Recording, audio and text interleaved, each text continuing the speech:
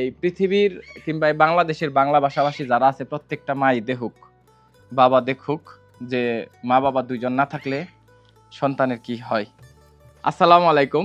আমার হাতে যে জিনিসগুলো দেখতে পাচ্ছেন এটা হচ্ছে মিহালের ব্যাগ মাদ্রাসার, আর এটা হচ্ছে ওর বিছানা বেড। একটু আগে আমি এটা খুলতে যাই খুবই অবাক হয়ে গেছি। মায়ের দিকে হাও, এগুলা দেখছো মিহালের এর আগে? আমি তোমার এটা খুইলা দেখাইতাছি। হ্যাঁ আচ্ছা খুইলা আমার বালিশটা একটু দাম তোমারে। অস্থির হয়ে গেছে দেখিবেন নি। এটা কে এর বালিশ রে? এটা আমি ঘুমাই। এটা কেরা দিছে রে? এটা নানি দিছে। তো ওইরা আহা ও কত ভালো চুপ করে রইছে। তাড়াতাড়ি আইবো রে। না জান না নাম কা কি করব? আহা জান না না। আহা আহা নাম জান না। আহা এরকম হলো কেমনে রে? ওর নানি মনে এটা বানিয়ে দিছে না? হ্যাঁ জিনিসগুলা খুব আরামের ভালো জিনিস দিছে। না বুঝা কথা কও খালি। এনে কম্বল রাখি আর এনে বালিশ দিয়ে ঘুমাই। তারপরে ঘুম হওয়ার পরে শুয়ে পড়ো না? শুয়ে পড়ি। এমনি করে শুয়ে পড়ি নালে হুজুররা পিটায়। হুজুররা পিটায়? আচ্ছা আচ্ছা ঠিক আছে ঠিক আছে। তবে এই জিনিসটা দেখানোর কারণ একটা, সেটা হচ্ছে এই যে মিহালে যে ছিঁড়া বালিশ পইরা ঘুমাই মাথার নিচে দিয়ে ঘুমাইতেছে, এটাও কিন্তু একটা বিষয় যে আমি ছিঁড়া বালিশ দিয়া, যেমন আমরা আমাগো সময় বলি আমার আব্বা একটার জায়গায় দুইটা জামা দিতে পারে নাই, অনেক কষ্ট করে পড়ছি।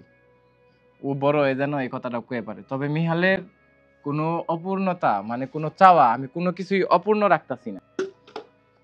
এই ব্যাগটা চেঞ্জ করি না। মিহাল একদিন আমার কইছাল যে ব্যাগটা আমার খুব ভাল লাগে, আমি এনে তোমার নাম আর আম্মুর নাম লিখছি। এখন যে জিনিস দেখাম ওইটা আপনারা দেখেন। মিহালের কাজ, একটা ছেলের ব্যাগে দেখেন কত চোখ থাকে।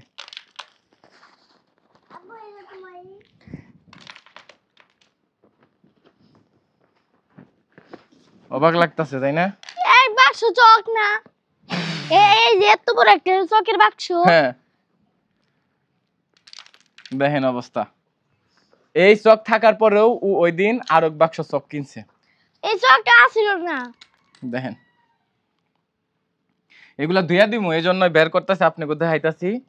আমার ছবি খুঁজা পাই না, পাউডার গরম হয়ে গেছে গা। ওর ব্যাগে করছে কি দেখেন, আমার ছবি আর এই যে ওর দাদির ছবি নিয়া কো লুকায় রাখছি। কে তুমি আমার বকো ধরো নাও। আর স্বাভাবিক যে জিনিস সেটা হচ্ছে ব্যাগে হার্ডবোর্ড।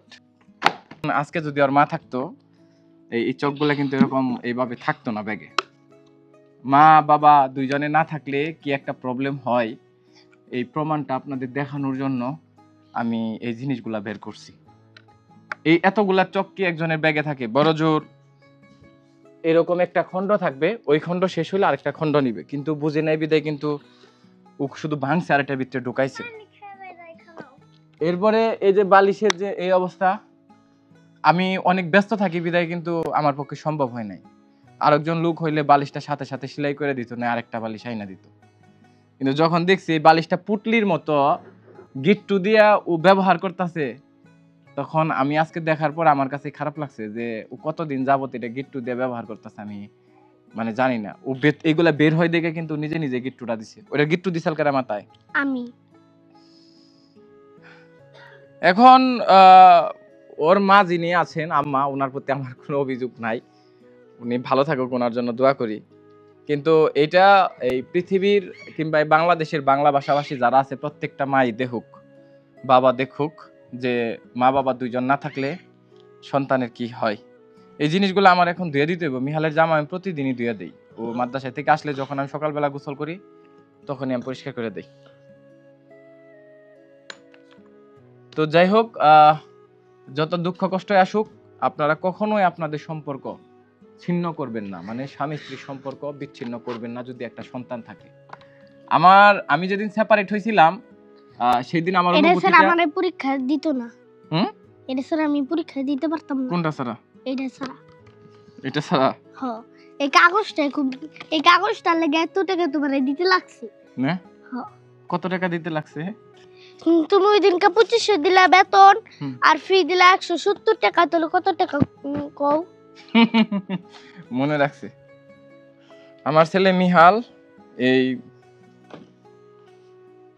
কি বলে এটা 50 থেকে 70 টাকার এই ঝুটের কম্বল মাদ্রাসায় ব্যবহার করে। ও তো তাও ব্যবহার করে, আমার সময় হইলে আমার আব্বাইরে কইলে আইনাও দিতে পারতো না। তবে এই চকগুলা যেগুলো আমি দেখাইলাম আপনাদের যেভাবে রাখছে, বললাম না ওকে যদি গাইড দেওয়ার মতো আরেকজন থাকতো এগুলো এরকম থাকতো না। তো বিষয়টা যদি বুঝে আসে, যাদের ফ্যামিলিতে প্রবলেম আছে আপনারা সলভ করে নেওয়ার চেষ্টা করবেন। থ্যাংক ইউ, আসসালামু আলাইকুম। বাবারে বাবা, আমি